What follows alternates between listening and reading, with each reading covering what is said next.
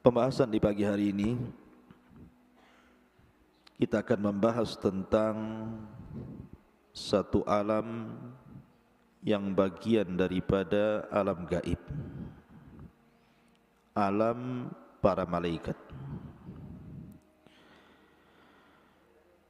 Dan sering saya katakan beriman kepada yang gaib, salah satunya malaikat, adalah ciri orang-orang yang bertakwa.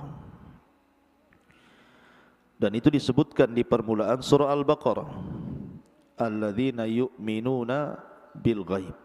Orang-orang yang beriman dan bertakwa adalah orang-orang yang beriman kepada yang gaib.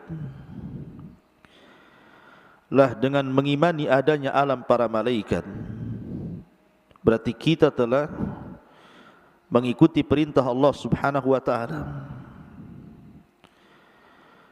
Dan Allah Subhanahu wa taala berfirman, "Wa yakhluqu ma la ta'lamun." Dan Dia Allah Subhanahu wa taala telah menciptakan makhluk yang kalian tidak tahu. Makhluk yang Allah ciptakan itu banyak, baik yang ada di langit ataupun yang ada di bumi, bahkan yang di bawah bumi atau mungkin di planet mana, wallahu alam. Akan tapi Allah mengatakan wa yakhluqu ma la ta'lamun. Allah telah menciptakan makhluk yang kalian tidak tahu. Lah, salah satu ciptaan Allah Subhanahu wa taala adalah malaikat. Dan Nabi sallallahu alaihi wasallam bersabda, khuliqatil malaikatu min nur. Diciptakan malaikat itu dari cahaya. Dan diciptakan jin itu dari ujung nyala api. Dan diciptakan Adam itu sebagaimana yang telah disifatkan dari tanah. Maka di pagi hari ini kita akan menjelaskan tentang alam para malaikat. Seperti apa alam para malaikat ini? Apakah para malaikat itu ada hubung kait dengan orang-orang terdahulu dari kalangan para nabi dan rasul, atau dengan Nabi sallallahu alaihi wasallam atau sahabat-sahabatnya, atau manusia secara keseluruhan? Apa tugas-tugasnya? Kemudian bagaimana para malaikat ketika di kuburan, dan juga ketika kiamat ini dibangkitkan, serta apa tugas para malaikat setelah manusia masuk ke dalam surga dan neraka. Banyak pembahasan yang kita akan bahas di pagi hari ini tentang alam malaikat, tapi saya akan coba meringkas tentang alam para malaikat ini. Sebenarnya keberadaan para malaikat itu bisa kita rasakan walaupun kita tidak bisa melihat mereka. Sebagaimana juga alam jin kita bisa rasakan walaupun kita tidak bisa melihat mereka. Bagaimana cara merasakannya? Bahwa di sekeliling kita banyak para malaikat. Ketika seseorang itu hatinya tergerak untuk melakukan kebaikan, untuk melakukan amal saleh dan ketaatan, artinya bahwa ada dorongan-dorongan malaikat untuk melakukan itu. Dan sebaliknya, apabila kemudian dorongan-dorongan itu memerintahkan kita untuk melakukan kejahatan, maka itu datang dari jin yang jahat alias syaitan, yang memberikan was-was kepada hati kita. Jadi keberadaan malaikat itu kita bisa rasakan bahwa mereka ada di sekeliling kita. Ma'asyiral muslimin yang dimuliakan Allah Subhanahu wa taala, kita tahu bahwa ketika Allah Subhanahu wa taala berfirman di dalam surah Al-Baqarah, tepatnya ayat ke-30 sampai 39, wa idh qala rabbuka lil malaikati inni ja'ilun fil ardi khalifah. Dan ingatlah ketika Rabb berfirman kepada para malaikat bahwa Dia akan menjadikan di bumi ini khalifah. Maka para malaikat mengatakan di hadapan Allah, ataj'alu fiha man yufsidu fiha wa yasfikud dima wa nahnu nusabbihu bihamdika wa nuqaddisu lak. Ya Rabb, apakah Engkau akan menjadikan di permukaan bumi ini makhluk yang akan merusak, menumpahkan darah, sementara kami para malaikat terus bertasbih dengan memujamu dan membersihkan namamu. Dari kisah ini bahwa malaikat adalah makhluk yang pertama kali diciptakan dari makhluk-makhluk yang berakal. Kemudian setelah itu jin. Lah jin ini Allah Subhanahu wa taala tempatkan di bumi sebelum manusia. Jadi bumi yang kita pijak ini dulu ditempati oleh bangsa jin. Jin yang menempati bumi yang kita pijak ini. Akan tetapi jin ini diberikan sifat, kebanyakan mereka kufur kepada Allah Subhanahu wa taala dibandingkan imannya. Kebanyakan mereka jin-jin ini jahat, sehingga sesama jin itu suka menumpahkan darah, suka merusak bumi. Akhirnya kemudian Allah Subhanahu wa taala mengutus para malaikat untuk menjadi pasukan.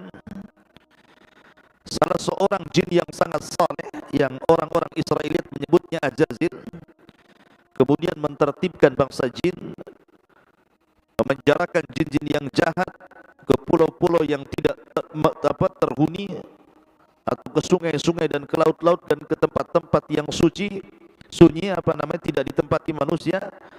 Maka akhirnya menyebarlah jin di mana-mana. Lah ketika kemudian Allah Subhanahu wa taala hendak menciptakan Adam untuk menjadi penghuni bumi, malaikat ini sudah pernah menyaksikan kerusakan bangsa jin yang luar biasa, yang suka merusak dan menumpahkan darah. Makanya malaikat kemudian mengatakan kepada Allah, ya Rabb, apakah Engkau akan menjadikan makhluk yang sama seperti jin yang suka menumpahkan darah, suka merusak? Tidak cukupkah dengan kami para malaikat yang terus bertasbih memujamu dan membersihkan namamu? Tapi Allah Subhanahu wa taala berfirman kepada para malaikat, inni a'lamu ma la ta'lamun.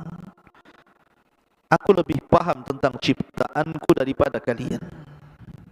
Ya, karena ketika Allah Subhanahu wa taala betul-betul menciptakan Adam, lahir dari sulbi Adam para nabi dan rasul, orang-orang saleh. Terkadang kesolehan mereka jauh di atas para malaikat. Itulah kata-kata inni a'lamu ma la ta'lamun. Saya tahu apa yang kalian tidak tahu. Terlebih setelah Allah Subhanahu wa taala mengajarkan Adam al-asma'a kulliha, al-asma'a kullaha, semua nama-nama. Artinya Allah berikan pengetahuan kepada Adam, disebabkan itulah Adam kemudian lebih mulia dibandingkan para malaikat karena ilmu yang mengangkatnya. Baru tahu bahwa Allah Subhanahu wa taala menciptakan makhluk yang jauh lebih mulia dibandingkan para malaikat, manusia. Tetapi manusia juga bisa jauh terhina, justru melebihi binatang ternak. Ulaika kal an'am bal hum adall. Ma'asyiral muslimin yang dimuliakan Allah Azza wa Jalla, ketika benar-benar Allah Subhanahu wa taala menciptakan Adam, kemudian memerintahkan malaikat untuk sujud kepada Adam, di mana Allah Subhanahu wa taala berfirman, wa idz qulna lil malaikati isjudu li Adam fasajadu illa iblis. Dan ingatlah ketika kami berkata kepada para malaikat, sujudlah kalian kepada Adam, maka seluruh malaikat sujud kecuali iblis. Ya, karena iblis itu bagian daripada jin, bukan bagian daripada para malaikat. Lah sejak sujudnya para malaikat, dan itu sujud penghormatan bukan sujud ibadah atas perintah Allah, dari kisah inilah dimulai hubung kait antara para malaikat dengan bangsa manusia. Ada hubung kait antara bangsa malaikat dengan bangsa manusia. Bagaimana hubung kaitnya? Ma'asyiral muslimin yang dimuliakan Allah Subhanahu wa taala, ketika betul-betul Allah Subhanahu wa taala menciptakan Adam alaihi salatu wasallam, kemudian para malaikat sujud kepada Adam, maka setelah ruh Adam itu sempurna dimasukkan ke dalam jasad Adam, maka Allah Subhanahu wa taala berfirman kepada Adam, "Ya Adam, idhhab ila haula'in nafar minal malaikah." Ya Adam, pergilah kamu temui para malaikat itu. Fangdur madza yaqulun, kau perhatikan apa yang dikatakan mereka. Maka Adam pun kemudian datang kepada para malaikat, fasallama alaihim, Adam pun mengucapkan salam, assalamualaikum. Maka malaikat menjawab, wa alaikassalam wa rahmatullah. Maka mereka kemudian menjawab wa alaikassalam dan menambah kalimat wa rahmatullah. Maka Allah Subhanahu wa taala berfirman kepada Adam alaihi salatu wassalam, ya Adam, hadza tahiyyatuka wa tahiyyatu ummati min ba'dika. Ya Adam, itulah salam penghormatanmu dan salam penghormatan bagi seluruh anak keturunanmu. Sejak itulah maka salam menjadi sebuah syariat. Dan di sini sudah mulai ada hubung kait antara Adam kemudian para malaikat. Bahkan ketika Adam alaihi salatu wasallam mendekati ajalnya, Nabi Adam ini berkata kepada anak-anaknya, ya bunai, inni ashtahi min thimaril jannah. Saya rindu untuk memakan buah sorga. Karena bagaimanapun Adam pernah di sorga dan pernah merasakan makanan sorga dan buah-buahannya. Makanya ketika Adam alaihi salatu wasallam hendak mendekati ajalnya, dia mengatakan kepada anak-anaknya, inni uhibbu min thimaril jannah. Inni ashtahi, saya ingin memakan dari buah-buahan dari sorga. Tolong carikan. Fadhahabu yatlubuna lahu. Maka mereka pun kemudian mencari buah yang dimaksud oleh bapa mereka Adam alaihi salatu wassalam. Tentu mereka akan mencari ke barat, ke timur, ke selatan, ke utara, tidak akan dapat buah sorga itu. Karena buah sorga itu ada di sorga, bukan di bumi. Tetapi anak-anaknya terus mencari, sebagaimana wasiat Adam alaihi salatu wassalam. Di tengah jalan berjumpa dengan para malaikat, berjumpa dengan malaikat yang membawa kain kafan dan juga hanut, membawa minyak wangi. Kemudian mereka mengatakan kepada anak-anak Adam yang sedang mencari buah-buahan itu, irji'u faqad qadha abakum. Irji'u faqad qadha abukum. Kembalilah kalian, sesungguhnya ayahmu sudah meninggal dunia. Sesungguhnya Adam sudah meninggal dunia. Maka dari situ kemudian malaikat pun berusaha untuk memfardu kifayahkan Adam alaihi salatu wassalam. Akhirnya malaikat memandikan Adam, mengkafani Adam, mensolatkan Adam, sampai-sampai dijelaskan dalam riwayat Ibnu Asakir, di mana Ibnu Abbas radhiyallahu anhuma berkata, Nabi SAW bersabda, kabbaratil malaikatu ala Adam arba'an, wa kabbara Abu Bakrin ala Fatimata arba'an, wa kabbara Umaru ala Abu Bakrin arba'an, ala Abi Bakrin arba'an, wa kabbara Suhaibu ala Umari arba'an.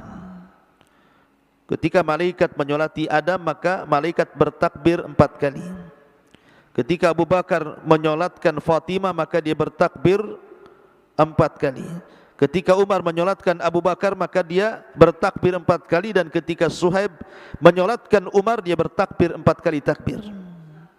Jadi malaikat, mulai dari memandikan Adam, malaikat, mengkafani Adam, malaikat, menyolatkan Adam, malaikat, dan juga menguburkan Adam alaihi salatu wassalam adalah para malaikat.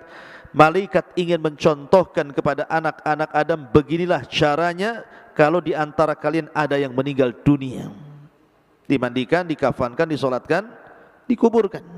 Dan di sini menunjukkan ada hubung kait antara para malaikat dengan Adam, dan bukan hanya dengan Adam saja, bahkan dengan anak keturunannya.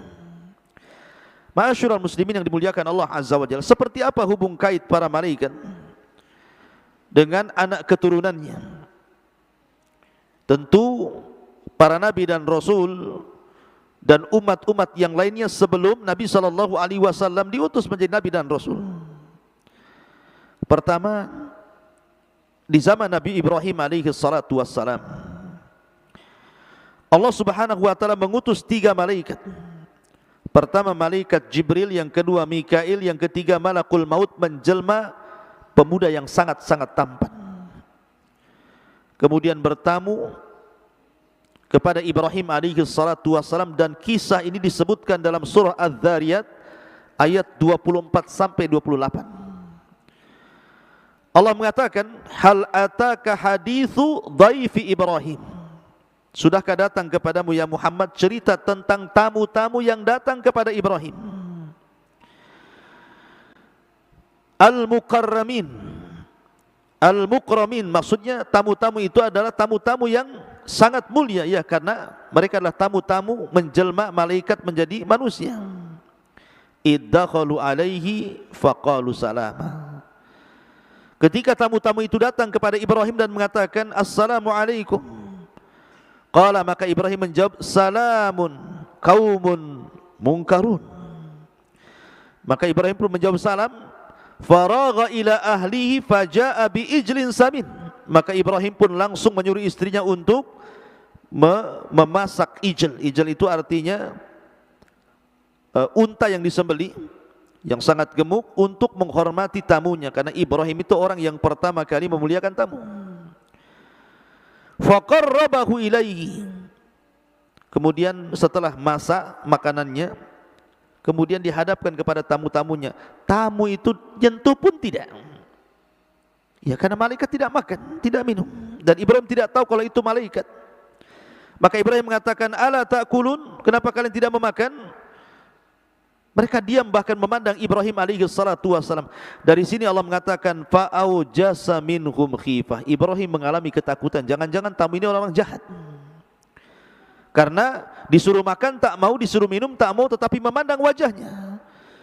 Makanya kemudian tiba-tiba karena melihat Ibrahim ketakutan, 3 malaikat yang menjelma manusia ini mengatakan la takhaf, jangan takut wahai Ibrahim, wa basyarahu bigulamin alim, karena kami datang kepadamu ya Ibrahim hanya untuk menghabar gembirakan bahwa engkau akan memiliki putra, maksudnya Ishak alaihi salatu wassalam dan cucunya Yakub. Dari sini menunjukkan bahwa ada hubung kait antara malaikat dengan Ibrahim, turunan Adam alaihi salatu wassalam.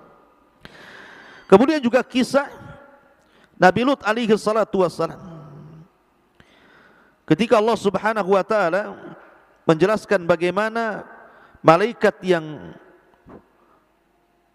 kemudian keluar dari rumah Ibrahim menghabar gembirakan akan kalian Ishak dan juga Yakub, maka malaikat ini kemudian bergerak menuju kaum Sodom. Kaum Sodom itu maksudnya kaumnya Nabi Lut. Ketika sampai saja di kaum Sodom, maka malaikat-malaikat ini kemudian menghancurkan sehancur-hancurnya kaum Sodom. Jadi Jibril alaihi salatu wassalam menancapkan satu sayapnya di negeri Sodom, kemudian negara Sodom itu diangkat ke langit, kemudian ditumpahkan kembali ke bumi.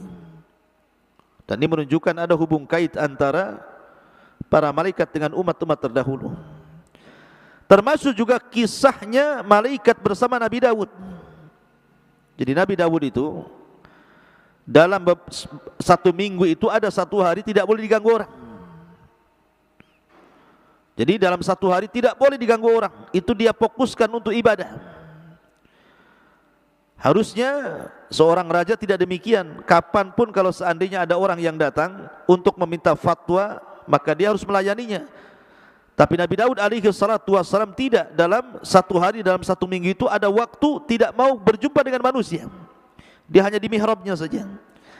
Maka Allah Subhanahu wa taala katakan, hal ataka naba'ul khasmi id tasawwarul mihrab. Dan apakah telah datang kepadamu ya Muhammad tentang berita-berita orang yang berselisih ketika mereka memanjat pagarnya mihrabnya Daud. Jadi Daud lagi solat, tiba-tiba habis solat, kemudian ada orang masuk ke mihrabnya, padahal dinding itu tidak mungkin dipanjat manusia. Ya, karena yang datang bukan manusia, malaikat. Hendak memberikan pelajaran kepada Daud. Iddakhalu ala Daud fafazi'a minhum. Ketika mereka masuk menemui Daud, lalu terkejutlah Daud karena kedatangan mereka. Qalu, maka mereka mengatakan, la takhaf, khasmani bagha ba'duna ala ba'din fahkum bainana bil haqqi wa la tushtid wahdina ila sawa'i sirat. Jangan takut wahai Daud, kami berdua ini sedang berselisih. Sebagian dari kami berbuat zalim kepada yang lainnya, maka berilah keputusan antara kami secara adil, dan janganlah menyimpang dari kebenaran, serta tunjukkan kami ke jalan yang lurus. Sebenarnya malaikat ini yang masuk ke mihrab itu menjelma manusia, ingin memberi pelajaran kepada Daud. Harusnya dia tidak boleh mengurung diri seperti ini. Temui manusia, karena persoalan manusia itu tidak bisa ditentukan waktu. Terkadang pamannya ada masalah-masalah tertentu yang orang itu minta dibereskan masalahnya. Kan tidak mungkin ditentukan waktu, orang bermasalah itu kapan saja. Seolah-olah Nabi Daud diingatkan bahwa kalau memang ada orang yang berselisih, tangani walaupun di waktu yang harusnya Anda beribadah. Tapi di sini menunjukkan ada hubung kait antara malaikat dengan Nabi Allah Daud. Kemudian contoh yang lain, ketika Maryam alaihissalam keluar dari mihrabnya hendak buang hajat, kemudian tiba-tiba dihadang malaikat. Dan ini disebutkan dalam surah Maryam ayat 16 sampai 19. Wadhkur fil kitabi Maryam idzin tabadat min ahliha makanan syarqiyyan fattaqadat min dunihim hijaban fa arsalna ilaiha ruhana fatamatsala laha basharan sawiyan. Jadi ketika Maryam keluar, tiba-tiba dihadang laki-laki tampan. Maryam ketakutan, disangka laki-laki itu hendak mengganggunya. Kemudian Maryam mengatakan, inni a'udzu birrahman, inni a'udzu birrahmani minka in kunta taqiyya. Aku berlindung kepada Allah, jangan ganggu aku kalau engkau orang yang bertakwa. Disuruh pergi orang yang menghadang itu. Tetapi orang ini mengatakan, innama ana rasulu rabbika li ahabalaki gulaman zakiyya. Maryam, saya ini utusan Allah. Saya datang hanya memberi kabar kepadamu bahwa engkau akan melahirkan seorang anak yang suci, Isa ibn Maryam. Menunjukkan ada hubung kait malaikat dengan Maryam. Ma'asyiral muslimin yang dimuliakan Allah Azza wa Jalla, artinya dari kisah-kisah hubung kait malaikat dengan Adam tadi sudah saya ceritakan, kemudian hubung kait malaikat dengan Ibrahim, kemudian hubung kait malaikat dengan Daud, termasuk juga dengan Maryam, termasuk dengan Zakaria. Ketika Nabi Allah Zakaria berdoa terus ingin punya anak, punya keturunan, tetapi belum diijabah oleh Allah Azza wa Jalla. Tapi ketika melihat Maryam kecil yang beribadah terus dalam mihrabnya, tiba-tiba ada makanan dari Allah Azza wa Jal, makanan yang aneh, yang tidak ada musimnya dia ada. Maka Daud kemudian meniru Maryam, dia tidak keluar dari mihrabnya, kemudian meminta kepada Allah untuk diberikan keturunan. Dari sini Allah mengatakan, fanadathul malaikatu wa huwa qaimun fil mihrab. Kemudian tiba-tiba malaikat datang menemui Zakaria, kemudian menghabar gembirakan akan kelahiran Yahya. Dari sini ada hubung kait malaikat dengan umat-umat terdahulu, baik kepada para nabi ataupun umat-umat yang kufur dengan diturunkan azab kepada mereka. Seperti kaum Tsamud, diutus Jibril kemudian dihancurkan dengan sekali teriakan. Seperti kaum Lut, juga diangkat negerinya kemudian ditumpahkan kembali ke bumi sehingga jadi laut mati. Dan banyak sekali kisah-kisah hubung kait para malaikat dengan umat-umat terdahulu. Lalu apa hubung kait para malaikat dengan Nabi sallallahu alaihi wasallam? Kita tahu bahwa malaikat itu ada yang bertugas seperti Jibril menurunkan wahyu. Dialah yang membawa risalah kepada Nabi SAW, bukan hanya membawa risalah tetapi taudihur risalah, menjelaskan risalah. Bukan hanya menjelaskan risalah tapi murajaatur risalah, murajaah, tadarrus Al-Quran bersama Rasul setiap Ramadan. Jadi luar biasa. Sampai-sampai disebutkan dalam hadis Umar bin Khattab radhiyallahu an, bainama nahnu julusun inda Rasulillah sallallahu alaihi wasallam, ketika kami duduk-duduk bersama Rasul, zata yaumin, suatu hari, ittala alaina rajulun syadidu bayadi thiyab syadidu sawadi sya'ri la yura alaihi atharus safar wa la ya'rifuhu minna ahad. Tiba-tiba datang laki-laki sangat bersih pakaiannya, putih bersih, enggak ada kotoran, enggak ada debu yang nempel sedikit pun. Sangat hitam rambutnya. Kemudian tidak ada bekas safar dan kami tidak kenal dia. Subhanallah. Maksudnya begini, kalau memang dia orang jauh, berarti dia baru datang dari safar. Kalau datang dari safar, di Arab itu kan padang pasir penuh dengan debu, pasti ada bekas safarnya, minimal ada debu nempel di kepala ataupun pakaiannya. Karena laki-laki disifatkan tidak pakai imamah, tidak pakai serban, karena dijelaskan hitam rambutnya menunjukkan enggak pakai imamah. Dan kalau seandainya pakai imamah menemui Rasul dan dia orang asing, disangkanya akan berbuat jahat, makanya kemudian tidak pakai imamah. Artinya kalau orang jauh kenapa tidak lusuh? Kok kayaknya seger-seger kayak baru keluar dari rumah, dengan pakaian yang sangat bersih, dengan rambut yang sangat licin. Tapi kalau memang dia orang dekat, kenapa tidak ada yang kenal? Karena kebiasaan para sahabat itu kalau ada orang yang baru datang, mereka akan mengenalkan, nih si fulan namanya Anu dari Bani Anu dan beliau sudah masuk Islam begini. Ini siapa yang mengenalkan orang itu, enggak ada yang kenal. Wala ya'rifuhu minna ahad. Anehnya lagi, kemudian thumman talaq, kemudian dia pergi menemui Rasul, fa asnada rukbataihi ila rukbataihi wa wada'a kaffaihi ala fakhidaihi. Tiba-tiba lututnya disatukan dengan lutut Nabi, kedua tangannya letakkan di paha Rasul, kemudian bertanya dengan pertanyaan yang sangat berbobot sekali yang belum pernah sahabat mendengarnya. Bertanya soal Islam, bertanya soal iman, bertanya soal ihsan, bertanya soal kapan kiamat, bertanya soal tanda-tanda kiamat, sampai Rasul menjawab satu persatu, kecuali ketika Rasul ditanya soal kiamat, Rasul tidak tahu dan mengatakan mal mas'ulu anha bi'a'lama minas sa'il. Orang yang ditanya tidak lebih tahu dibandingkan orang yang bertanya. Dari sini para sahabat heran, berarti yang di depan Rasul bukan orang biasa. Maka di ujung hadis Rasul mengatakan, fa innahu Jibril atakum yu'allimukum amra dinikum. Itu Jibril mengajarkan agama kepada kalian. Jadi di sini ada hubung kait Jibril dengan Rasulullah. Artinya ada hubung kait para malaikat dengan Nabi SAW. Bahkan ketika pembelahan dada, siapa yang melakukannya? Para malaikat. Nabi SAW dibelah dadanya 2 kali oleh malaikat. Pertama ketika berada di pangkuan Halimah Sa'diyah ketika masih kecil. Kemudian yang kedua dalam peristiwa Isra Mi'raj, sebelum naik ke langit Rasul dibelah dadanya. Siapa yang membelah dada? Mengambil jantungnya, kemudian membersihkan dengan air bezana, air zam-zam di bejana emas, kemudian dimasukkan dan dijahit kembali. Para malaikat. Bahkan ketika Nabi SAW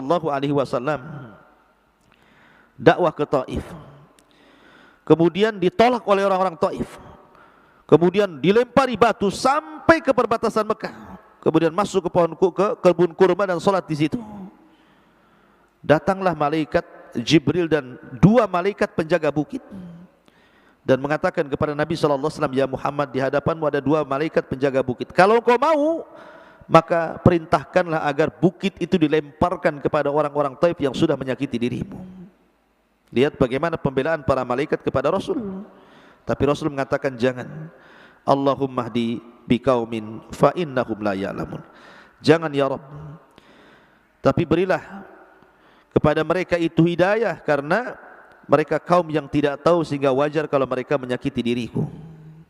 Lihat bagaimana Nabi SAW dibela oleh malaikat. Ma'asyiral muslimin yang dimuliakan Allah Azza wa Jalla, bahkan dalam perang Badar, perang perdana kaum muslimin, Para malaikat datang membantu peperangan itu bukan hanya 100-200 malaikat, 1000-2000 malaikat, 5000 malaikat turun. Sampai kepada Jibril alaihi salatu wasalam ikut turun membawa kudanya yang bernama Haizum. Kaidum Haizum. Dan Allah menangkan dalam perang Badar. Ma'asyiral muslimin yang dimuliakan Allah Subhanahu wa taala. Jadi ada hubung kait antara para malaikat dengan para nabi di sini, termasuk dengan Nabi sallallahu alaihi wasallam, dan banyak membantu Nabi sallallahu alaihi wasallam. Termasuk juga ikhwatul fillah, bukan hanya dengan para nabi, dengan manusia-manusia biasa, baik umat sekarang atau umat dulu, ada kisahnya.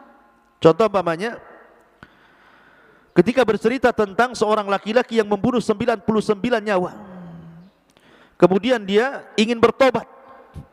Akhirnya kemudian datang hidayah, dia pun menemui seorang ahli ibadah tapi jahil, berfatwa tanpa ilmu dengan mengatakan kau tidak ada kesempatan tobat karena dosamu sudah membumbung ke langit. Maka dia marah, dibunuhlah si rahib itu. Genap menjadi 100 nyawa.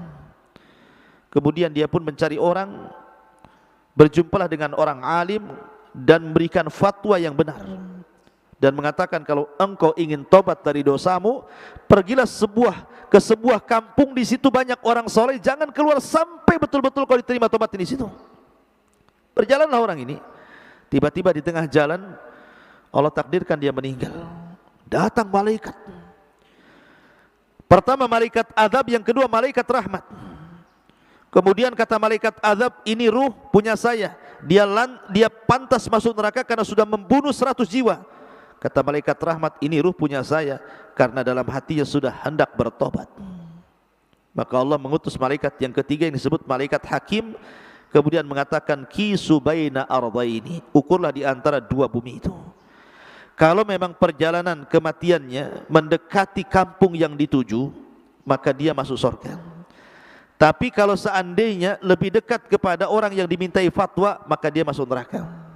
Maka diukur tuh, rupanya Allah lipat bumi sehingga antara kematiannya dengan kampung yang hendak bertobat jauh lebih dekat dibandingkan jarak ketika dia bertanya kepada sang alim.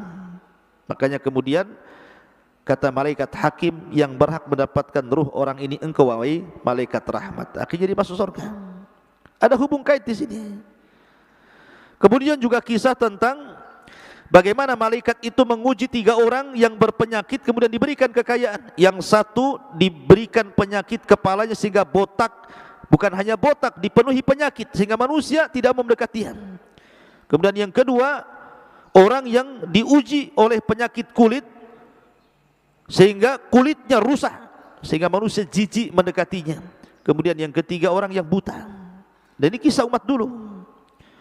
Datang malaikat. Malaikat ini menjelma manusia, menawarkan kepada orang yang Allah uji ini. Pertama kepada orang yang botak, yang tidak pernah tumbuh rambut dan diisi dengan penyakit di kepalanya. Dan dia mengatakan, kira-kira nih kalau Allah berikan nikmat kepadamu, apa yang kau kehendaki? Maka orang botak yang berpenyakit ini mengatakan, tidak, aku tidak ingin apapun kecuali Allah sembuhkan penyakitku, sehingga kepalaku ditumbuhi rambut yang indah. Akhirnya kemudian malaikatnya mengatakan, lalu apa lagi setelah itu? Dia mengatakan tidak, itu saja. Akhirnya betul-betul orang ini berdoa kepada Allah, malaikatnya berdoa kepada Allah. Akhirnya betul-betul Allah tumbuhkan rambutnya dan dia diberikan unta 2 pasang, 1 betina, 1 laki-laki. Kemudian dirawatnya. Kemudian orang yang kedua juga sama, meminta untuk kesembuhan kulitnya, dan setelah sembuh diberikan 2 binatang, sapi bunting dan sapi betina dan sapi laki-laki. Kemudian dirawatnya. Kemudian orang buta juga sama. Ketika dia meminta sesuatu, dia hanya ingin melihat kekuasaan Allah. Kemudian setelah disembuhkan diberikan 2 ekor kambing, yang satu jantan, yang satu betina. Dengan berjalannya waktu, akhirnya yang punya penyakit kepala ini sembuh dari penyakitnya, kepalanya menjadi kepala yang paling indah, kan dipenuhi dengan rambut yang indah. Kemudian untanya berkembang sampai dia punya unta 1 lembah. Kemudian orang kedua juga sama, dipenuhi dengan kekayaan sapi, punya sapi satu lembah dan memiliki kulit yang indah. Kemudian orang ketiga juga sama, setelah dia tidak buta, akhirnya kambingnya dirawat sampai penuh lembah itu dengan kambing dia. Dari sini Allah menguji mereka dengan diutusnya malaikat. Datang lagi malaikat pertama menjelma seperti orang itu masing-masing sebelum mereka disembuhkan dan diberikan nikmat. Jadi malaikat ini pertama datang kepada orang yang dulunya botak, yang sekarang sudah sembuh, punya rambut yang sangat indah dan diberikan kekayaan berupa unta satu lembah.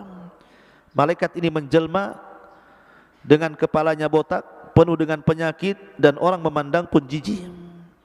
Kemudian datang menemui orang botak pertama ini, kemudian meminta sedekah, tetapi kemudian ditolaknya orang ini. Padahal dia tidak tahu kalau yang datang ini malaikat. Maksudnya dengan bentuk seperti itu harusnya diingatkan dulu sebelum dia disembuhkan dan diberikan kekayaan. Kalau orang pernah miskin, datang orang miskin, kan dia mengatakan, ya saya juga pernah miskin, kasihan juga, saya tahu miskin itu susah. Tentu dia akan bersedekah, kan begitu. Tapi dia sombong, lupa dengan kesembuhan, nikmat kesembuhannya, dan lupa dengan kekayaannya, dia pun mengusir orang itu, padahal malaikat yang diusir. Maka malaikat ini kemudian berdoa kepada Allah agar dikembalikan kondisinya. Ingat, sekejap saja dikembalikan. Akhirnya kekayaannya habis, rambutnya dihilangkan, penyakit kepalanya kemudian ditumbuhkan lagi, akhirnya menjadi orang susah dan manusia menjauh darinya. Naudzubillah. Kemudian kasus orang kedua juga sama. Datang malaikat dalam bentuk seperti dia ketika belum disembuhkan kulitnya dan belum kaya raya. Setelah kemudian disembuhkan kulitnya, memiliki kulit yang indah, kaya raya, dia lupa diri. Harusnya dia diingatkan dengan malaikat yang datang dalam berbentuk seperti itu sebelum dia sembuh dan diberikan nikmat. Tapi dia lupa itu dengan nikmat Allah, malah diusirnya pula malaikat itu. Kemudian malaikat ini berdoa agar orang itu dikembalikan. Akhirnya dikembalikan lagi, kulitnya menjadi rusak, hartanya habis, manusia pun menjauh darinya. Naudzubillah. Kecuali orang ketiga, orang buta yang disembuhkan penyakitnya ini. Datang malaikat dalam bentuk orang buta, hendak meminta sedekah. Maka dengan senang hati orang buta ini mengatakan, sungguh nikmat ketika dulu aku buta, kemudian Allah sembuhkan diriku sehingga aku bisa melihat alam semesta ini jauh lebih nikmat dibandingkan kambing-kambing itu. Kalau engkau ingin mau, ambil semua kambing itu, katanya. Subhanallah. Maka tiba-tiba malaikat yang menjelma orang buta ini mengatakan, sesungguhnya aku utusan Allah. Aku hanya menguji dirimu, dan engkau telah berhasil melalui ujian itu. Maka ambillah kambing itu sebagai kekayaanmu, dan kau tidak akan buta selamanya. Lah ini kisah ini, ikhwatu fiddin, berkenaan dengan umat dahulu kan. Malaikat datang, bukan hanya hubung kait malaikat dengan para nabi, tetapi juga dengan orang-orang yang beriman di zaman dulu, ataupun orang-orang kafir di zaman dulu. Lah begitu juga di zaman Nabi SAW, bukan hanya hubung kait dengan Nabi saja, bahkan dengan para sahabat juga, para malaikat ada hubung kait dengan para sahabat. Seperti ketika Hasan ibn Thabit menghadapi para penyair Arab Quraisy gitu ya, orang-orang kafir Quraisy, sementara yang dihadapkan kepada Hasan ibn Thabit ini para penyair kondang gitu ya, yang susah untuk dikalahkan si syairnya. Tapi Nabi SAW mengatakan kepada Hasan ibn Thabit, "Oh zum ya Thabit, fa inna ma'akal malaika." Lawan wahai Thabit dengan syairmu, karena engkau akan dibantu dengan malaikat. Artinya bahwa Thabit ketika melantunkan syair dibantu malaikat. Ma'asyiral muslimin yang dimuliakan Allah Azza wa Jalla. Kemudian juga ada kisah Talha bin Ubaidillah.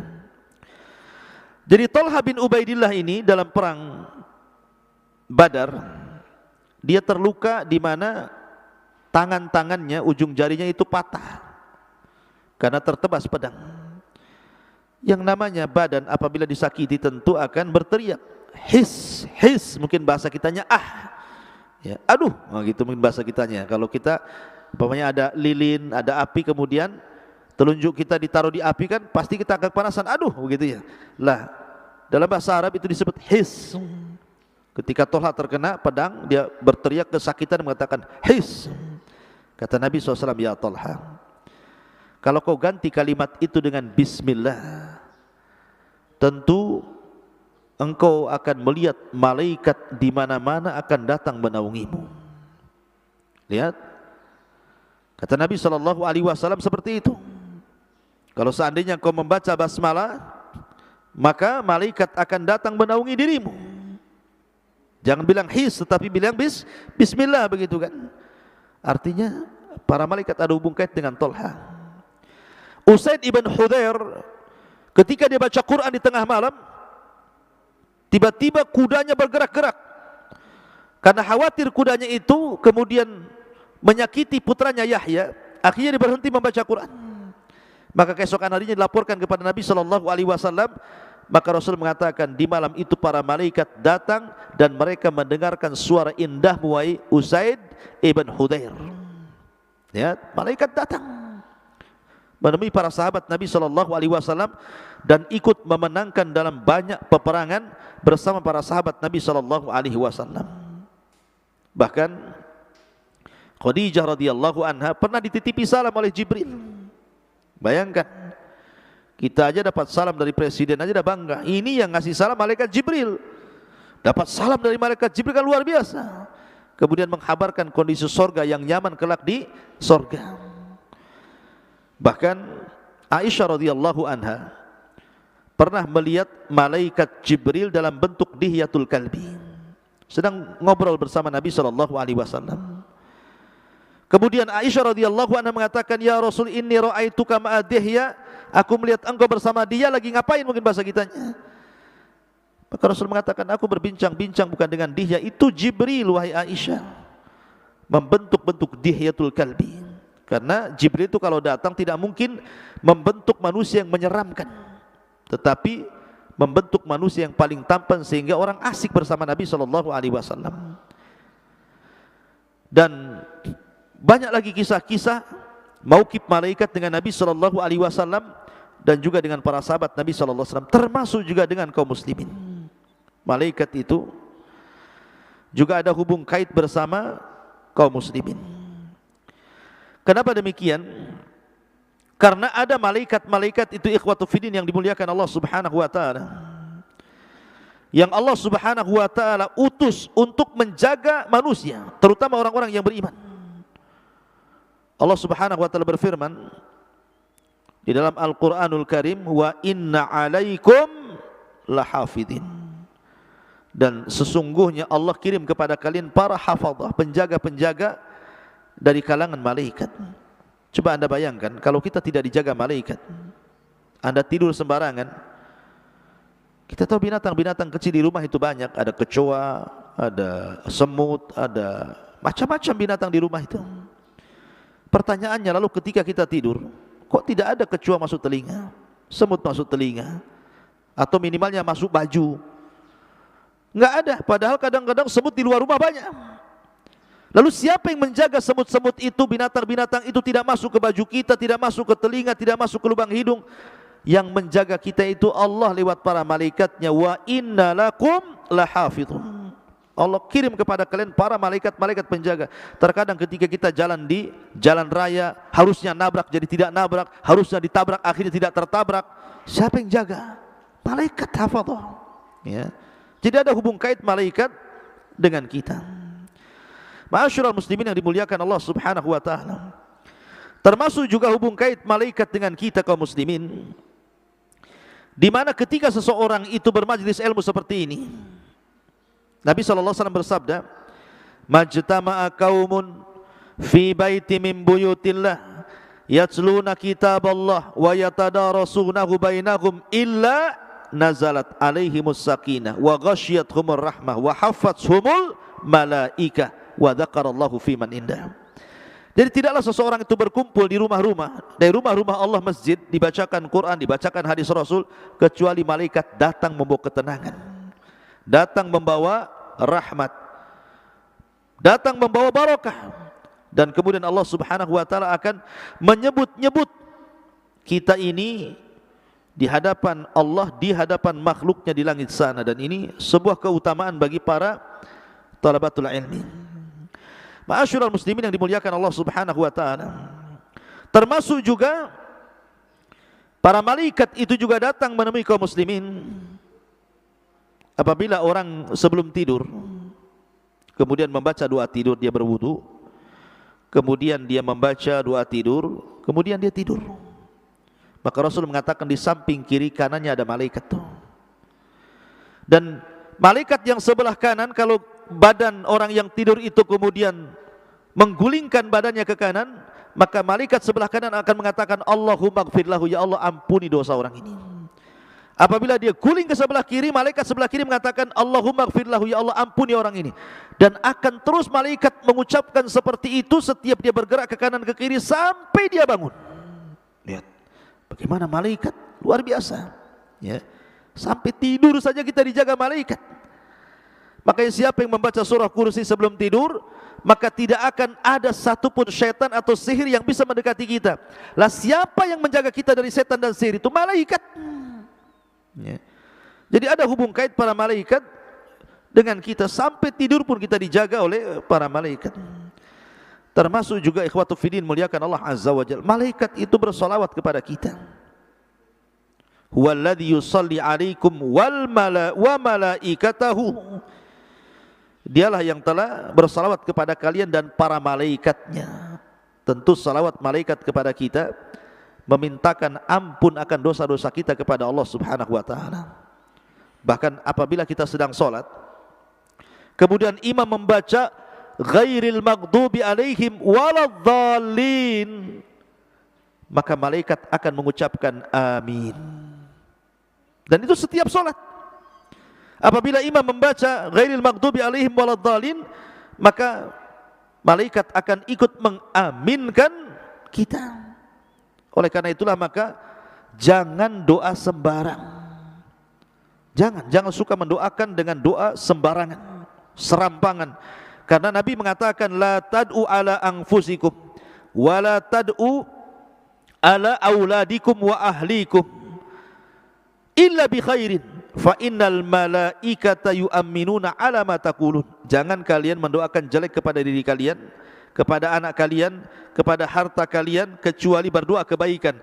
Karena terkadang kalau kita mendoakan keburukan, malaikat ikut mengaminkan apa yang kalian katakan, itu menjadi sebuah kenyataan.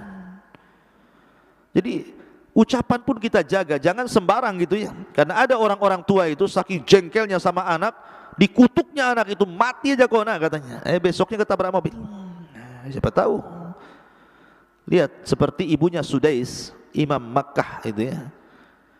Sudais juga manusia, sama dengan kita walaupun Imam Masjidil Haram. Nakal seperti anak-anak, layaknya anak-anak. Tapi kalau datang rasa nakalnya itu, ibunya marah, ibunya hanya mengatakan, ya Sudais, idhab ilal haram. Daripada kau nakal, berangkat kau ke haram, mudah-mudahan kau jadi imam di sana. Setiap Sudais itu menjengkelkan ibunya, ibunya tafaul seperti itu. Kau berangkat ke haram, mudah-mudahan kau jadi imam di sana. Oh, subhanallah, siapa yang tidak kenal Imam Sudais? Ya. Karena setiap doa kebaikan itu diaminkan para malaikat sebagaimana doa keburukan. Maka hati-hati dalam mengucapkan. Termasuk ma'asyiral muslimin, kalau kita di hari Jumat kemudian kita masuk ke masjid, maka sop pertama yang pertama masuk ke masjid itu, malaikat itu sudah berdiri di pintu-pintu masjid itu. Kemudian mencatat, Noval masuk, ini sop pertama, pahalanya sama seperti menyembelih seekor unta. Kemudian datang orang sop kedua, pahalanya seperti menyembelih seekor sapi. Datang sop ketiga, pahalanya persis seperti menyembelih seekor kambing. Datang sop kelima, sop keempat, pahalanya persis menyembelih seekor ayam. Kemudian yang terakhir, pahalanya persis seperti telur ayam. Dah terakhir dengan telur ayam. Kalau sudah ke telur ayam, gak ada lagi pahala tuh.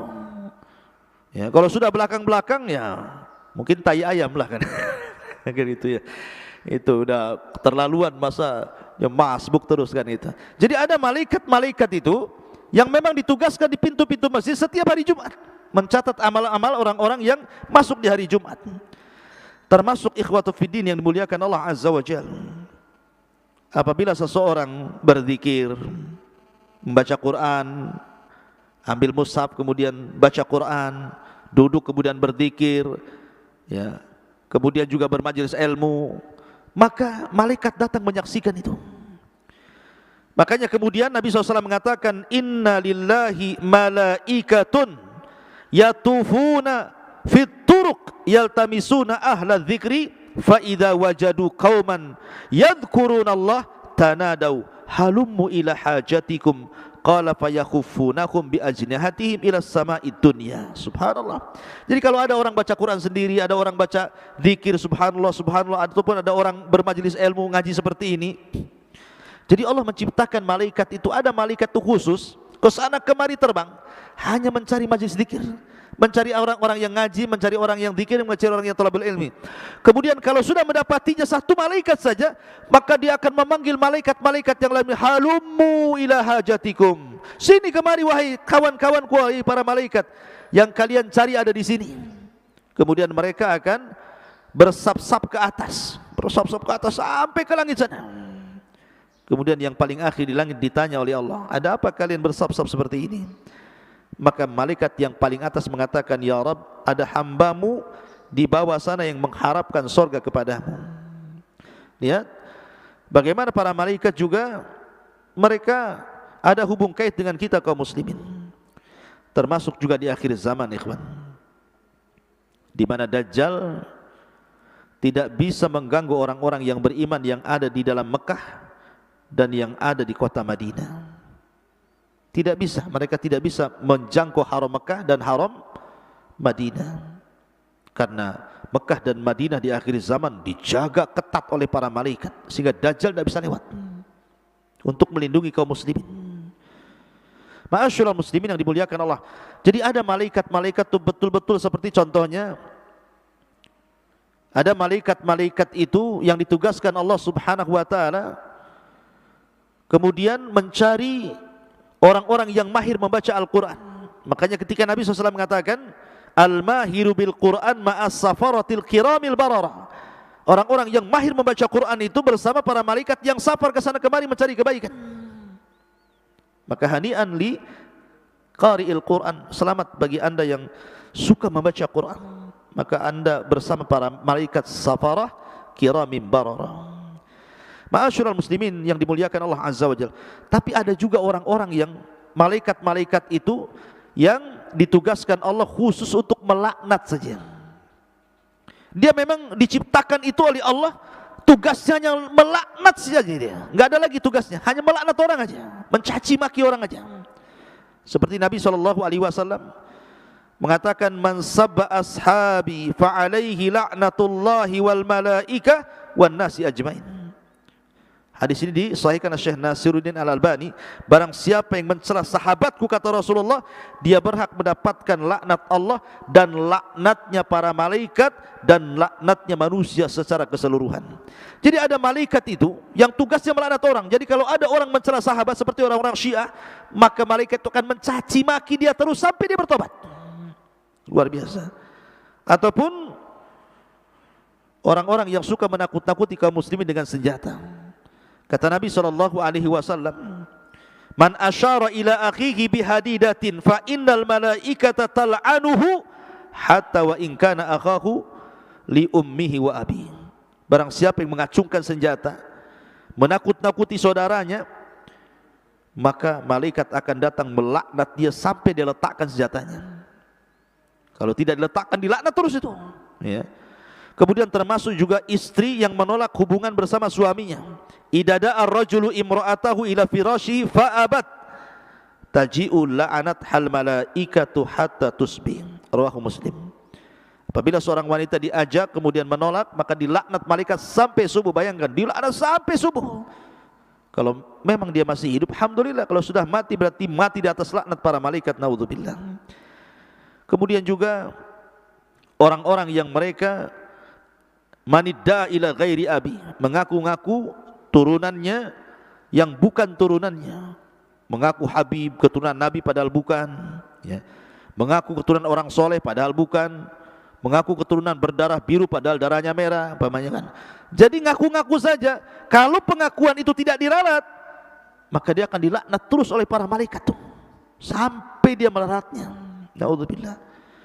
Jadi ada malaikat-malaikat tugasnya hanya melaknat-laknat saja. ada tugasnya membawa azab, ada tugasnya membawa kecelakaan. Begitulah mereka akan mengikuti perintah Allah Subhanahu wa taala, termasuk juga menurunkan azab, adanya tsunami, adanya gempa, adanya puting beliung, ada macam-macam. Itu malaikat yang buat atas perintah Allah Azza wa Jalla. Karena malaikat tidak mungkin menolak perintah Allah, wa yaf'aluna ma yu'marun. Dan jumlah malaikat itu banyak sekali. Wala ya'lamu junuda rabbika illahu. Tidak ada yang tahu jumlahnya tentara Allah kecuali Allah sendiri. Bayangkan ketika peristiwa Isra Mi'raj, Nabi SAW dihantar Jibril sampai ke Baitul Ma'mur. Baitul Ma'mur itu Ka'bahnya malaikat, dan itu sejajar dengan Ka'bahnya manusia yang ada di Mekah. Jadi kalau di Mekah itu tidak pernah sepi daripada orang tawaf. Anda bisa lihatlah siaran langsung live itu di Mekah itu, tidak pernah ada sepinya, 24 jam orang tawaf di Ka'bah itu. Lah, malaikat juga tawaf di atas, ada Ka'bahnya malaikat disebut Baitul Ma'mur. Tetapi jumlah mereka jauh lebih banyak dibandingkan orang yang tawaf di Ka'bah.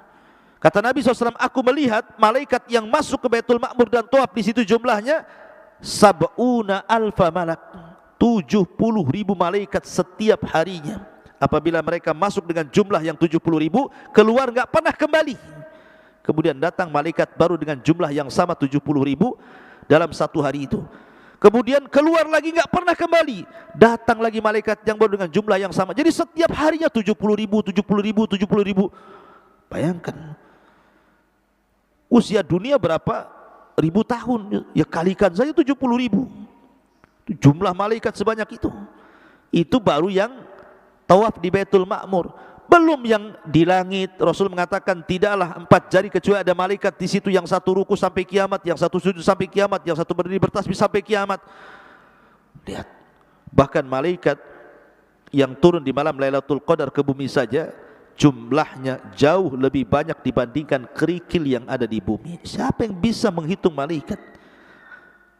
Kerikil untuk ngecor satu truk aja nggak bisa ngitung berapa jumlahnya. Gimana pula satu dunia, kerikil satu dunia, dan jumlah malaikat yang turun lebih banyak dibandingkan itu. Makanya jumlah malaikat jauh lebih banyak dibandingkan manusia dan jin. Mereka jauh lebih banyak jumlahnya dibandingkan kita manusia dan kita jin. Makanya ada istilah, kalau seluruh manusia dan jinnya kufur, tidak mengurangi kekuasaan Allah sedikit pun. Seandainya seluruh jin dan manusia beriman pun tidak menambah kekuasaan Allah. Karena Allah sudah punya makhluk yang setiap hari beribadah, malaikat. Ya. Ma'asyiral muslimin yang dimuliakan Allah Azza wa Jalla. Adapun bentuk para malaikat, kita malaikat itu kan makhluk yang bersayap, lahu ajniha. Ada yang memiliki 2 sayap, ada yang 3 sayap, ada 4 sayap, dan yang paling banyaklah sayapnya Jibril, 600 sayap. Dan itu disifatkan Rasul, di mana satu sayap itu terbentang sadal ufuk. Sadal ufuk itu mulai terbit matahari sampai tenggelam itu panjangnya itu, sampai menutupi langit. Jadi kalau mendongak ke atas ke sebelah kiri, tengok sayap, kanan sayap, depan sayap, belakang sayap. Jadi pandangan kita itu akan melihat ke sayap karena memenuhi ufuk bumi. Jadi langit itu ditutup dengan sayap Jibril. Itu baru satu sayap tuh. Bahkan Nabi SAW ketika menjelaskan tentang bagaimana besarnya malaikat yang memikul arsy Allah Subhanahu wa taala, Nabi SAW bersabda dalam hadis Nabi SAW, in adzina li an uhadditsa an malakin min malaikatillah min hamalatil arsy. Aku diizinkan Rasul, kata Rasul, aku diizinkan Allah untuk mensifati kepada kalian bagaimana bentuk malaikat yang memikul arsy Allah itu. Karena arsy itu makhluk yang paling besar dari makhluk-makhluk Allah, dan yang pertama diciptakan Allah Azza wa Jalla.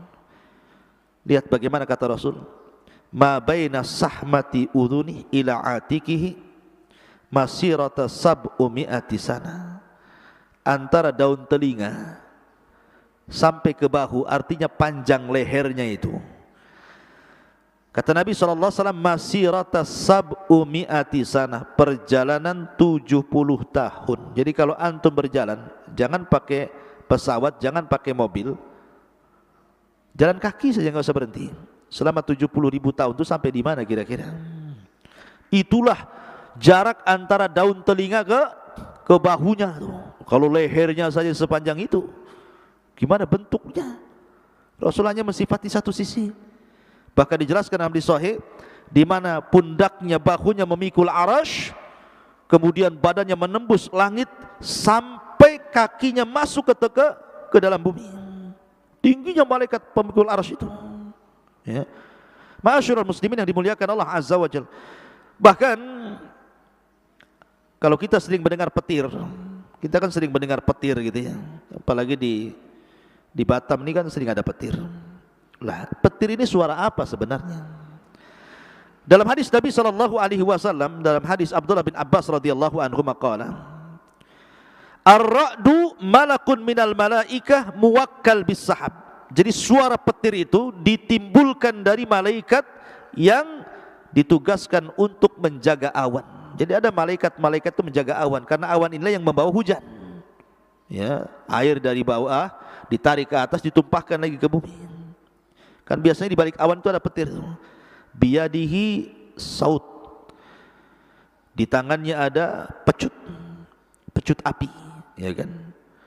Di tangannya biyadihi au fiyadihi mihraq min yajzur bihi sahab was sautul ladhi yusma minhu jazaruhu sahab idza jazarahu hatta yantahi ila haitsu amara.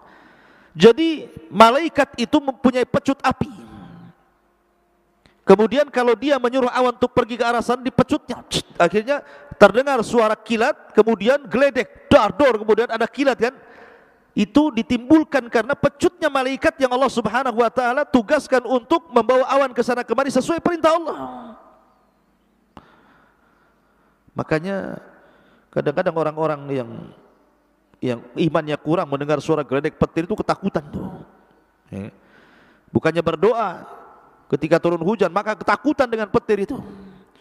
Ma'asyiral muslimin yang dimuliakan Allah Subhanahu wa taala, akhirnya artinya bahwa bentuk malaikat itu besar, memiliki sayap, ya kan? Terkadang memegang senjata juga, pecut begitu ya. Seperti penjaga awan, termasuk juga besar tubuhnya mereka. Bahkan ada satu malaikat itu yang tidak bisa dikalahkan. Satu malaikat bisa mengalahkan semua malaikat yang lain, semua jin dan semua manusia. Malaikat apa? Malaikat maut. Dia yang mencabut ruhnya semua malaikat di akhir zaman. Ketika tiupan sangkakala pertama, semua malaikat mati yang ada di langit. Wa nufikha fis sur, dan ketika trompet ditiupkan Israfil, fasa'iqa man fis samawati wal ard, semua makhluk yang ada di langit para malaikat mati. Semua makhluk yang ada di bumi, binatangnya, manusianya, jinnya mati. Siapa yang mencabut nyawanya? Malakul maut. Satu malaikat bisa mengalahkan semuanya tuh. Saking kuatnya kekuatan. Ma'asyiral muslimin yang dimuliakan Allah Azza wa Jalla. Artinya bahwa di sekeliling kita ini banyak para malaikat, dan mereka tentara-tentara Allah Subhanahu wa taala. Tentara yang Allah Subhanahu wa taala utus kepada kita. Bahkan Allah Subhanahu wa taala ketika menugaskan para malaikat itu, ada yang bertugas di malam hari, ada yang bertugas di siang hari kan. Kata Nabi SAW, yata'aqabuna fikumul malaikatu malaikatul laili wa malaikatun nahar. Jadi ada malaikat-malaikat yang ditugaskan ke bumi itu, ada yang tugasnya malam, ada yang tugasnya siang, mencatat kebaikan orang itu. Dan itu pertemuannya di dua solat. Pertama solat subuh, yang kedua solat asar. Disitulah pertemuan dua malaikat. Makanya asar dan subuh itu memiliki dua pahala, dicatat malaikat siang dan malaikat malam. Begitu juga solat subuh dicatat malaikat malam dan malaikat siang, karena mereka bertugas dan berjumpanya di dua solat ini. Ma'asyiral muslimin, dan dalam bentuk perhatian, di mana malaikat itu setahun sekali mereka turun mendoakan kita, memberikan rahmat kepada kita, adalah di malam Lailatul Qadar. Tanazzalul malaikatu warruh, malaikat akan turun, jumlah mereka jauh lebih banyak dibandingkan kerikil bumi. Bahkan Jibril pun ikut turun menebar kebaikan, menebar berkah. Makanya malam itu disebut salamun hiya hatta matla'il fajr, malam keselamatan. Setan tidak ada satupun yang digerakkan, rantainya pun tidak bisa bergerak. Memang setan kan diborgol, tetapi masih bisa bergerak. Tapi di malam Lailatul Qadar enggak bisa bergerak. Iblisnya pun tidak bisa bergerak. Salamun, kan itu malam keselamatan sampai waktu fajar. Dan itu berkah tersendiri bagi umat Islam. Dan banyak lagi ikhwatu fillah kisah-kisah tentang para malaikat karena waktu juga, sementara pembahasannya panjang.